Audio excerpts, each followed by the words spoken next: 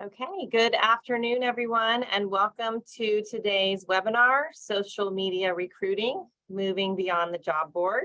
I'm Kristen Knapp, Senior Director of Strategy and Communications for Florida Healthcare Association, and I am your moderator for today's webinar. Before we get started, I want to go over a few housekeeping items for you to help the program run smoothly. We want to remind you that all attendees are muted due to the large number of participants.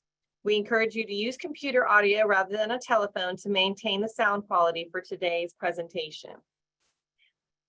We also encourage you to ask questions throughout the presentation by typing your questions into the question box. And the slide you see now shows you how to submit a question using the question box. The webinar today is being recorded and an online archive will be available to you on the FHCA website along with any additional handout materials. So if you have a colleague unable to join, please encourage them to view the recording. And today's program is brought to you by the Caregivers Florida Career Program, the CMS funded grant that FHCA's Education and Development Foundation is sponsoring in partnership with the State of Florida Agency for Health Care Administration. If your facility is not already signed up for the program, you can sign up through our website at florida.carefortheaging.org/employers, or you can send an email to me. You will get access to the free resources that include connections with job seekers, job postings, recruitment promotional tools, additional webinars, and other information, including the use of a free employee satisfaction survey. So those of you that are on the webinar and are participating, hopefully you are sharing with your employees our employee satisfaction survey. It will run through this Friday, December 16th. And it is an opportunity for you to gauge information about how your employees feel about their workplace environment. All of that information is kept private. If the data is aggregated, we don't share it with any other providers or any other stakeholders. And after we have all of the results, we're going to pull that together. It helps inform our programming for future webinars like the information we're having today.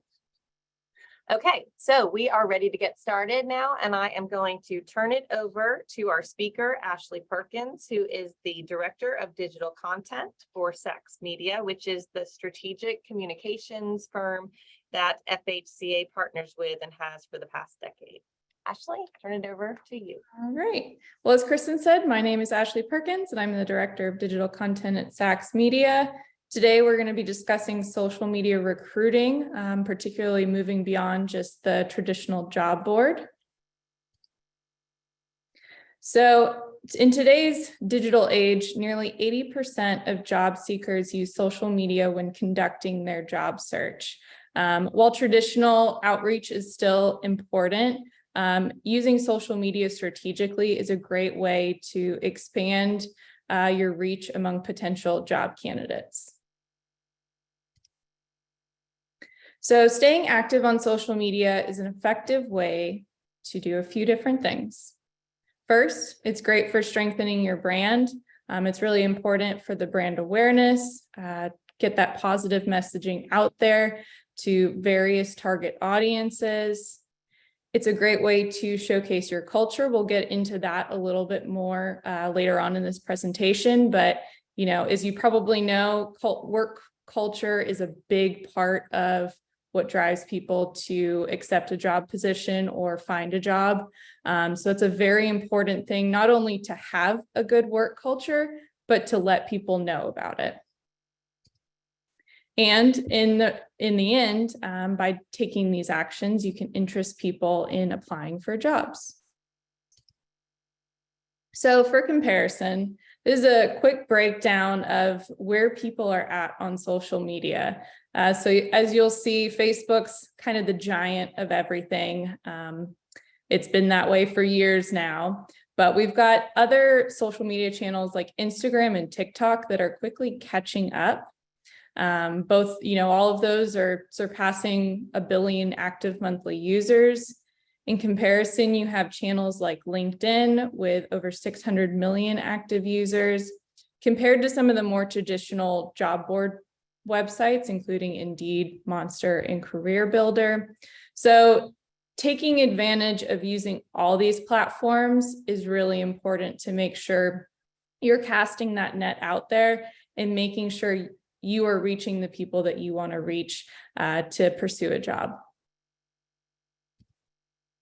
So next, we're going to go into some best practices, both overall on these various social media channels, and then a couple more specific best practices for some of the channels, especially with Facebook and LinkedIn. So firstly, you want to make sure you're sharing career-related content on your pages. In general, you should be keeping your social media active. This is both for recruiting and non-recruiting content. Include a nice, well-rounded mix of content. In particular, for the career-related content, some good items include job opportunities and open positions. Obviously, that's kind of the end goal with a lot of this. But in order to help garner interest for that, it's good to also share employee testimonials. This could include both written and video testimonials of your employees talking about why your center is such a great place to work for.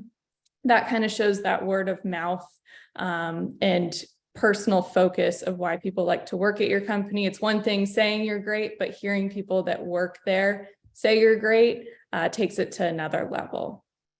And similarly, showcase photos and videos of your work culture, whether you're having different events with your residents, other things. I know like every year the FHCA does the LTC photo contest. And so that's one great way that we showcase that work culture there, but you can take it to a longer term level with that on your social media channels. You can also do employee features. So posts such as work anniversaries, especially big ones, you know, when people hit maybe that 5 or 10 year mark, different promotions that are good to share to show people that there is that opportunity for job growth, and then other items along those lines. Press releases. So if you have good news that's coming out about your facility, make sure that you're sharing that on social media. And there's plenty more as well. So one big thing is, I know time is of the essence, and, you know, we're all trying to do social media and other efforts as quickly and seamlessly as possible. And one of the best tools for that is scheduling content ahead of time so that you're not having to always post things in the moment.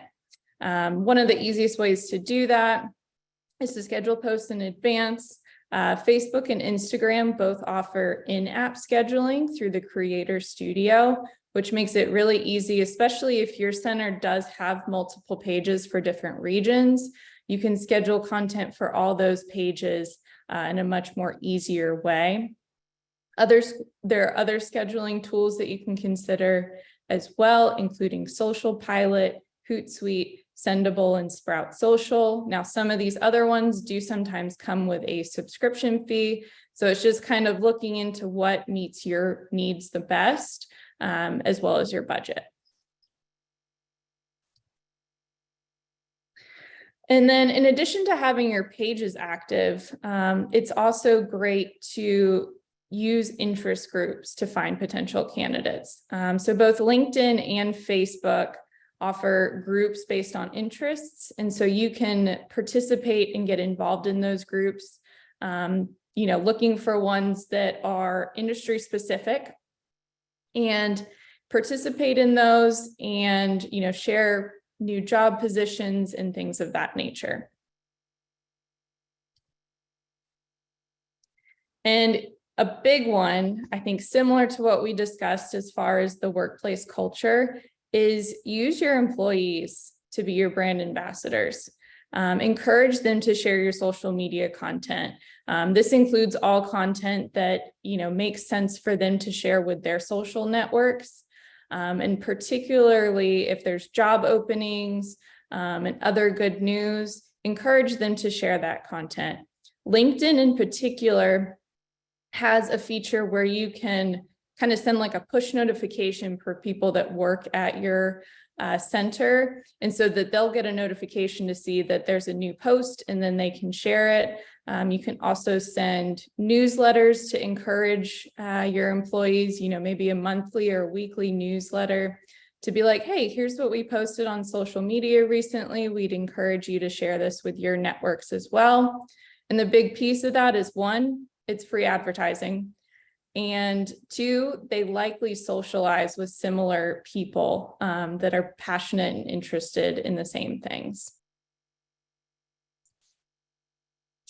And as we've mentioned before, workplace culture is one of the top factors for many candidates when considering a potential employer nowadays. So you could create a catchy hashtag and encourage your staff to use it whenever they post something relevant to your company on social media. This could include both job and recruitment as well as just general content. But that's just another great way to use use what you've got to help get that message out there to relevant audiences at, for free cost, basically. So this not only reflects the company culture, which is big among many new recruits, especially Gen Z, which I know they're kind of the up and coming age now, but it also can inspire new content if the hashtag gains traction. And then I know we talked about a lot of the more organic and non-paid best practices and opportunities, but another key component, especially if budget is available, I know we use it a lot, is launching paid advertising to reach the right people. The good thing with social media is running ads. I like to call it, it's essentially you could use coffee money to reach some of these target audiences. You can run ads for as little as $10, $20 if you wanted to. LinkedIn's a little bit more expensive, but even then, like compared to a lot of traditional advertising, social media, you can really get a lot of bang for your buck. And so if budget allows, I would definitely encourage that. For Facebook, you can run hiring ads to users based on their location and interests. You will have to identify any Facebook ads as employment opportunities. It'll just have like a small disclaimer on the ad that notes that. And that's also why it does limit some of the demographic targeting just for equal opportunity reasons.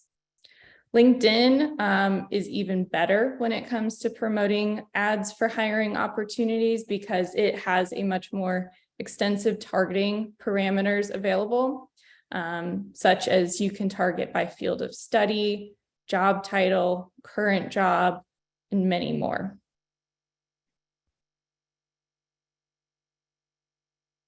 And so another big thing is, yes, you're getting your content in front of these potential candidates, but will it hook them in? You want to make sure that you are creating engaging and eye-catching visuals or videos.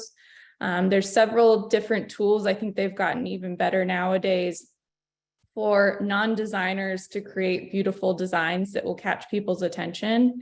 Some of those tools, which are free, include Canva and Keynote.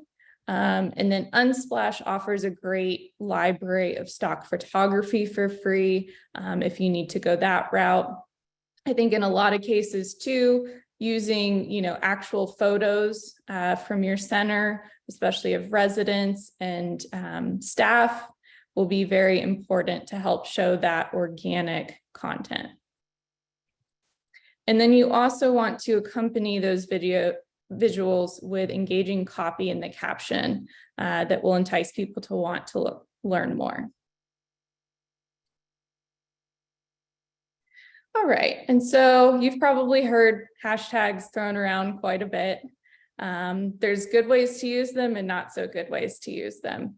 Particularly on Instagram and TikTok, you can really use hashtags to increase and boost your visibility organically. But you want to make sure that you're including hashtags that are relevant to your industry. So I've included a list of some industry-specific hashtags that you can consider, and as well as some general employment ones. The nice thing with Instagram is you can use several hashtags and just use them in a cluster underneath your post. You usually want to aim for maybe about 5 to 10 hashtags just to help expand that visibility. I think it has a cap of about 30 hashtags, so it won't let you post any more than that. But you can, you can research and see what other hashtags are out there and include a mix of ones that are more broad, such as, ones like nursing and nurses are going to be more broad. And we'll probably have hundreds of thousands of posts under them. And then you can use more niche and specific hashtags that will have less posts and be a little bit more targeted as well, especially, if your center has a designated hashtag, always be sure to include that as well. All right, so now we're going to focus a little bit more on LinkedIn, which I would say is probably the top social media platform that you can really use for recruiting purposes. So LinkedIn is great because it makes it particularly easy to find new employees, and it's easy for those potential candidates to find opportunities. So that's why it continues to be the #1 social media platform for recruiting. So one way you can search on LinkedIn is you can search the database by various items such as job title, company name, industry, skill, geography, and more. And as a recruiter, you have the option to actually, because I know this is something, back in the day, I don't think it was an option, where you always were hesitant to maybe check on someone's LinkedIn profile because you thought they would see you were looking at their profile and it could look a bit stalker-ish. So what's nice is LinkedIn now offers an option where you can view candidate profiles anonymously in private mode. So this is great to be able to check potential candidates' recommendations and endorsements, view their LinkedIn activity, understand their connections, determine their current position in company, look at any of their past jobs, and even maybe see the longevity of some of those jobs. This is great, both before and during that review process. And then check out other groups that they belong to. This will also be great. This is also very useful in seeing if they might be the right fit before you've had that interview with them too. And so how to activate the private mode is all you need to do is click on your personal LinkedIn profile picture at the top, and then you'll go to settings and privacy. And then under visibility of your profile and network, select profile viewing options. From here, you can change your profile viewing options. It offers 3 different types. So the first is public. This will allow users to see your full name, role, and can click on your profile. Private profile characteristics, it will show your industry, current job, current company, or job title. And then if you're in private mode, it won't show anything if you viewed their profile. It will be completely anonymous. One thing to note, though, is while all LinkedIn users can use this private mode, those who have premium can browse profiles in private mode and still see those who are viewing their profiles. But I think it's usually most people are in regular LinkedIn accounts versus premium. And then finally, you can use LinkedIn's various recruitment tools. Again, this is another one that just is dependent on available budgets, but can really help streamline the recruiting process. So LinkedIn offers various recruitment programs to help you collect and track candidate leads all in one place. They have both the full LinkedIn Recruiter program, which is a bit pricey, but then they also offer LinkedIn Recruiter Lite, which is about $140 a month. And they do offer a 1-month free trial. So it might be something worth testing out and seeing, how well it works for your specific needs. Some of the added benefits can include finding the right talent faster. So it offers even more advanced search tools to find potential candidates. It gains unlimited visibility of your third-degree network, so you can reach out to top talent. And you can easily build a candidate pipeline through saved search alerts and in-mail templates, so you can focus on hiring the right people. And now we'll get into a few examples of some centers that have been doing recruitment social media really well, and I will let Kristen jump in. Okay, thanks, Ashley. And I know there's lots of you that are doing using social medias. I'm following you all. As you know, if you get our Healthcare Heroes newsletter each month, you know that's where we go to find a lot of our photos that we see on your pages. These are just a few that we put together. You know, and I will share that if you don't have a social media presence yet, hopefully all of you that are on this webinar today already have some type of social media presence. If you don't, I definitely encourage you to do so, because your employees, your potential employees, they're using social media. They're using some form of social media. So, you know, if you're not, we've done webinars and we've got recordings of those webinars on the media center of our website. But I definitely encourage you to jump in. If you're a little hesitant, the best way to get started is certainly by what I like to call listening. And that's the same if you haven't done any recruitment on social. You know, go to a Facebook, go to LinkedIn and type in, you know, Florida Nursing Center jobs, Florida nursing home jobs, you know, nursing jobs, and you can see examples of what folks are doing to post. So, you know, these are two different examples, similar but different examples that I wanted to share. One, because the residents at Timber Pines here, you can see this is their main Facebook page, and they are sharing job openings about the positions that they have. Whereas Palm Garden Careers is a separate Facebook page in and of itself. So Palm Garden has pages for their facilities, for their care centers. They have a page for their main company, and then they have a Facebook specifically towards geared towards careers that they're targeting. And so whatever method you decide, I think it's important to think about who you're trying to target. You know, you might be, if you're looking for CNAs, they probably are more likely to be on Instagram or Facebook, even TikTok, versus LinkedIn, which may be more of your directors of nursing, your administrators. So that depends as well on who your audience is. So you want to think about that. You know, again, you've got some imagery, you've got some details here in the Palm Garden, specifically, you know, their post with some details about, you know, sign-on bonus and, you know, linking to their website. And then the residents here is, you know, they're really just highlighting their organization and what they've accomplished in an effort to show, you know, this is a place where you can come and work for, you know, a high rated facility. So again, it just kind of depends on what your focus is. Can you move to the next slide, Ashley? Yep. Yeah, great. And again, here's another one. You know, this one's a little bit more of just a quick focus on they've got job opportunities with a new sign-on bonus. So you want to think about what your approach is. Obviously, images, like Ashley mentioned, you know, images of your staff, you know, Canva. We use Canva a lot here at Florida Healthcare Association for a lot of our infographics. They have, if you go into Canva, it's a very inexpensive and affordable tool. You can type in senior caregiver, nurse. They've got all kinds of stock imagery that you can use.